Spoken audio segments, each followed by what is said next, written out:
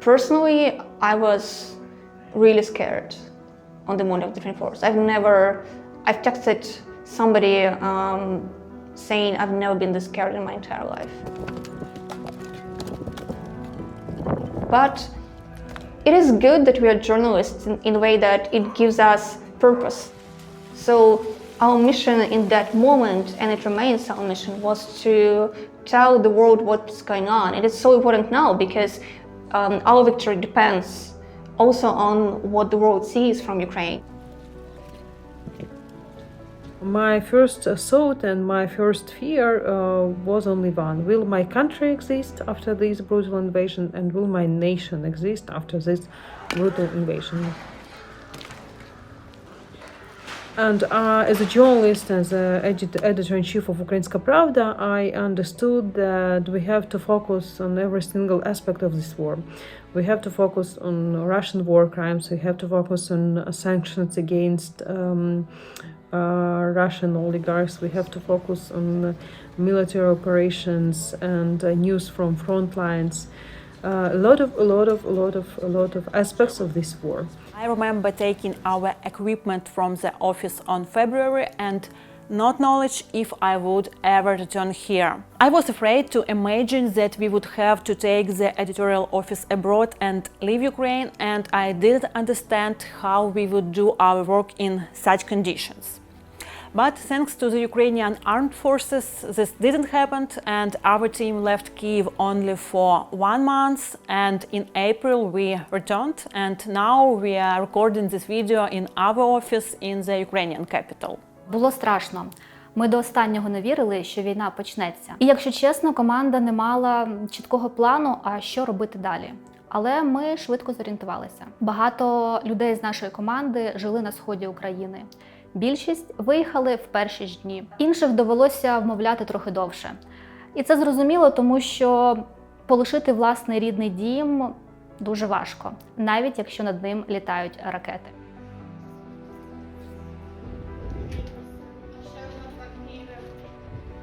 We had our editorial call in the early morning of the first day of the war, and we were talking what as investigative journalists we can do,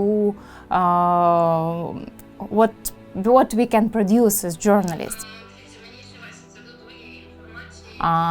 And of course, I didn't know if we will exist as media, if we will work, if our work will be useful for the war times. So we were talking for a long time, and we decided that the war is a big crime, and we have a lot of things to do as investigators.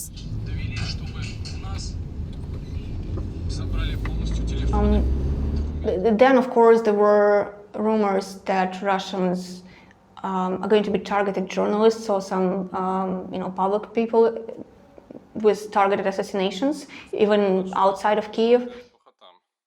We divided our team into parts. One worked from western part of country and one worked from Kyiv, because it was on security issues. We understood that probably if we will work from one place, it will be dangerous, and Russia can attack us, and we can be vulnerable. Of course, the main threat is physical, because during every trip to the east or south of country, there is a risk of being killed or injured. And every day I worry about journalists working on the front lines. З початку березня на сході і півдні України закрилося понад 100 медіа.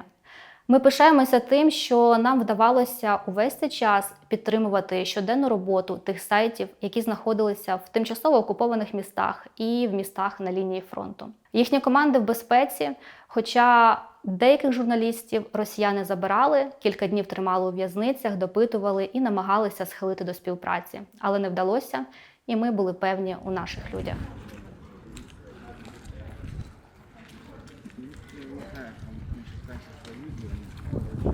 People were, I think we were probably even more affected, not by the threat to our personal safety, but the threat to the safety of our families, because most of our families were stayed in Ukraine, and some of the people had families in the places that were targeted and that were threatened. We had somebody who had family in Bucha, somebody who had family in northern Ukraine, in a city that was surrounded by Russians.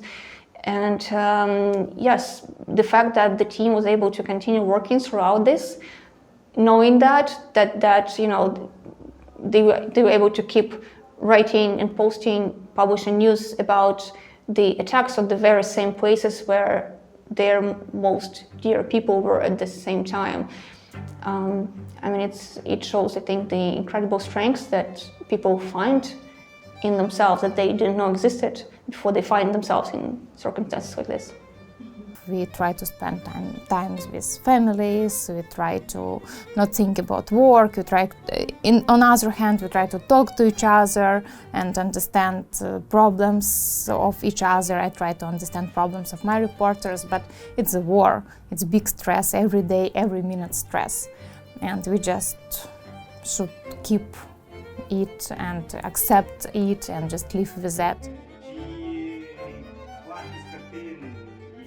You face with strategies every single day. You face with grief every single day, but at the same time, you have a big hope that it will help our country to exist. It will help our country to become really independent. Of course, we are setting ourselves up for a long struggle, and I have a feeling that the war will be with us for a long time. I really don't know how the situation will evolve in the near future. I think I'm done with making predictions. What I think I can say for sure is what is not going to happen, and that is Ukrainians are not going to want to surrender. They're not going to seek compromises. No matter what happens, no matter what Russia does to Ukraine and Ukrainians, I don't see it in the people around me. I don't see any space for a compromise or surrender of any way.